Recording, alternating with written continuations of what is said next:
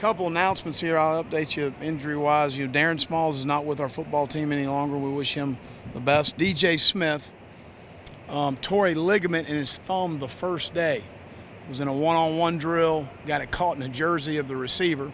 It was nothing that needed immediate medical attention, but he is going to have surgery Thursday morning. He wanted to keep playing in spring and going through a new scheme and system, and so it was nothing that was going to threaten his thumb any further. So we are going to have surgery for him on Thursday. This was his last day of practice. But he did some good things Saturday for us. Alan Knott, eye pulled. He's got a sprained wrist. There's nothing structurally wrong, but it keeps getting banged on, and I want to get him through this last week of spring. And, of course, Perry Orth broke his collarbone Saturday. He's going to be fine June 1st, be up and throwing. It's his non-throwing shoulder. Was out at practice today, was in meetings Monday. It's disappointed for him. But, we don't have a clear-cut number one quarterback. We've got multiple guys we're trying to rep, and part of the evaluation for us is off-rhythm plays in their legs, because the quarterback's going to be a part of the run game, which we're going to incorporate. And unless you do have them in some situational work, definitely wouldn't do it in the fall camp, but certainly in spring ball, it's something you got to do. You got to find out what they can do. And we found out a lot about our guys at that position. Lorenzo Nunez, I hope, is going to be back next week. He was in a brace today, moving around. I hope we get him back. Jalen Christian was not at practice today. He and I met today. He had some personal issues at home he wanted to handle. We should be fine there. Had a great coaches clinic this past weekend. Dan Quinn, great friend of mine, spoke on Saturday. Coach Holtz came on Friday night and did a masterful job, as he always does, speaking in public, and great to have those guys back. Our staff did a great job. Scrimmage, I thought we did some good things. I think practice 1 through 8, we've improved tremendously. We still have miles to travel, but we did some good things, and I'm very pleased with that. April 9th is a spring game, and it's free. It's a good price. It's at noon. But we've got an alumni game. We've got over 90 lettermen signed up to come play at a kickoff at 11 o'clock, and it's going to be a great day for South Carolina. Our baseball team plays later that day against Tennessee at home.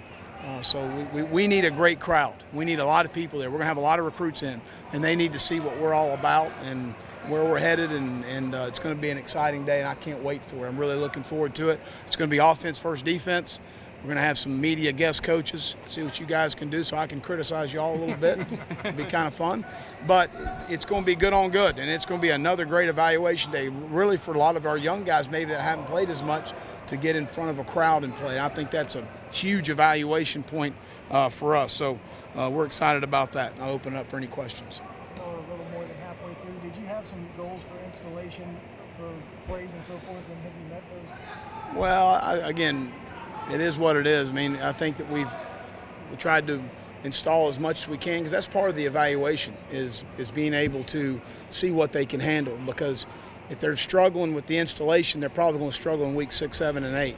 So those are things that we're evaluating those things as we go through camp. But I'm pretty pleased with what we've been able to accomplish. I think there's a good base understanding with a lot of the players with what we're doing on both sides of the ball and in the special teams. Well, how has Brandon picked things up from practice 1 to now? Good. I mean, I think that, again, he's made a lot of strides. Obviously, he's got a lot of ability. And, he's an explosive guy that can do some things for us. But I've been very pleased with his progress. I think he and Perry kind of distanced themselves a little bit through the first 8 practices. That's not fair for Lorenzo. That's why we're going to carry the competition to August, because, Lorenzo hasn't had really an opportunity to compete, and Connor's done some nice things as well. So we're kind of whittled it to 4 guys right now, and that's where we are. And we'll continue to move forward, and Connor will get some reps for the first group. And Brandon will continue to rep, and Michael Skarnecki will rep as well, and hopefully get Lorenzo back next week. With Perry, he just hit the ground hard at a scrimmage and came up with a wasn't anything that was just kind of got rolled up on, and it's unfortunate. But again, you go back and second guess yourself. In the situations, we found out a lot last Saturday and found out even more this Saturday. Perry was having an outstanding scrimmage. That's what's disappointing as much as anything. But again, he's not lost for the season. He's going to be back June 1st directing our football team, and I'm excited about that. Were you hoping not to carry the quarterback competition into the fall, or that's something that you anticipate was probably? Well, again, in a perfect world, you love for somebody to step forward and really take in charge. And again, the guys have done some really good things, so I don't want to get in a situation we don't think we've made some progress at the position. We've got to continue to evaluate it. and we're going to do that going into August. Well, how are your safeties coming along? You know, I thought Chaz played well Saturday. I thought he did some good things. We had a couple, unfortunately, we had some runs break loose, and he made some tackles. And you got to tackle. We struggled today a little bit on getting some thud tempo stuff and getting ourselves in position to make plays. DJ did some nice things at times. Torrey Boyd's come around and done some things. So we got to continue to make some strides. Chris Moody's just getting back in shape.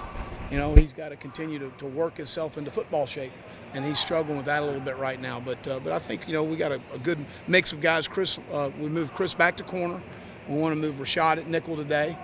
We just, you know, it's time to experiment in spring because we need to get in fall camp. We need to set some guys in some spots which we feel like will be our best 4, 5, or 6 guys at a time to play. And did any reason for Darren Small's departure, or he give any reason why he left? No, he and I talked. He just moves moving on. Was Bryce Williams in at Buck today? Yeah, you know, we got to get more speed on the field. We're not a very fast twitch defense, so we're trying to create opportunities. He's got pass rush ability, and so we got to get him in some situations where he can rush.